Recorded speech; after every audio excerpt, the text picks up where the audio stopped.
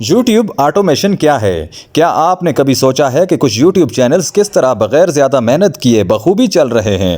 یا کچھ ویڈیوز کیسے کم وقت میں اپلوڈ، ایڈٹ اور اپٹیمائز ہو جاتی ہیں؟ اس کا جواب YouTube آٹومیشن میں چھپا ہوتا ہے، لیکن یہ دراصل کیا ہے؟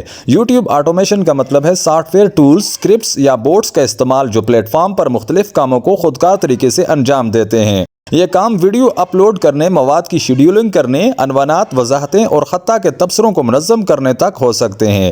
بنیادی طور پر یہ وقت بچانے اور کارکردگی کو بہتر بنانے کا عمل ہے۔ ہر ویڈیو کو دستی طور پر اپلوڈ کرنے یا سیٹنگز کو ایڈجسٹ کرنے کے بجائے آٹومیشن ٹولز آپ کے لیے تکراری کاموں کا انجام دے سکتے ہیں۔ یہ ایک گیم چینجر ثابت ہو سکتا ہے، خاص طور پر ان تخلیق کاروں کے لیے جو اپنے چینل کو بڑھانے یا مستقل مواد فراہم کرنے کے خواہاں ہیں۔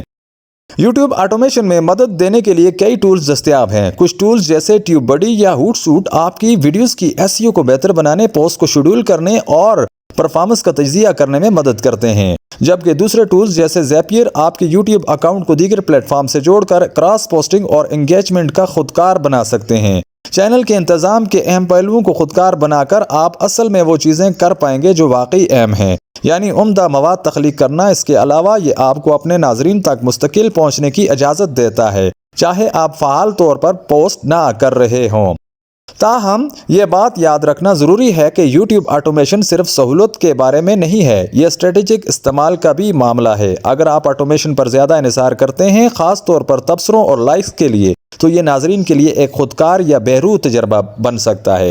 اس لیے اگرچہ YouTube آٹومیشن کارکردگی کو بہتر بنا سکتی ہے، لیکن یہ ضروری ہے کہ آپ ان ٹولز کا توازن کے ساتھ استعمال کریں تاکہ آپ اپنے ناظرین کے ساتھ ایک اصلی تعلق برقرار رکھ سکیں۔ آخر کار YouTube آٹومیشن کا مقصد وقت بچانا، کاموں کو آسان بنانا اور آپ کے چینل کو زیادہ مؤثر طریقے سے بڑھانا ہے، لیکن ہمیشہ اس بات کا خیال رکھیں کہ ان ٹولز کو استعمال کرتے وقت آپ ناظرین کے ساتھ ایک اصلی تعلق قائم رکھیں۔ چینل کو سبسکرائب کریں، لائک کریں اور بیل آئیکن کو دبا دیجیے گا۔ شکریہ۔